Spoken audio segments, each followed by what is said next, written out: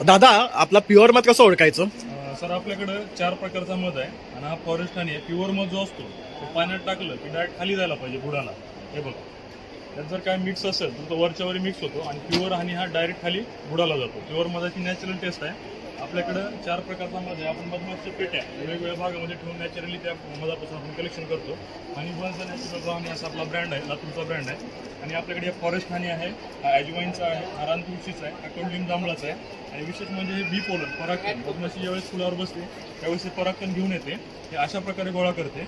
हे बघू शकता, यांच्या पायाला तुम्हाला पिवळे दाणे दिसतील मधमाशींच्या पायाला. हे छोटे छोटे कण गोळा करून घेऊन येते आणि ट्रॅप लावून आपण कलेक्ट करतो. हे असं पोळं असतं. असे मधमाशीच्या पेट्यामध्ये 7-8 पोळे असतात. त्या पोळ्यापासून आपण नॅचरली मध गोळा केलेला आहे. आपला मध मुंबईमध्ये विशेष म्हणजे मुंबईकरांसाठी 1 किलोची फ्री डिलिव्हरी आहे, फ्री ऑफ कॉस्ट. आणि हा कॉन्टॅक्ट नंबर आहे, कॉल करा. ऑल इंडियामध्ये, महाराष्ट्रामध्ये तुम्हाला होम डिलिव्हरी भेटून जाईल.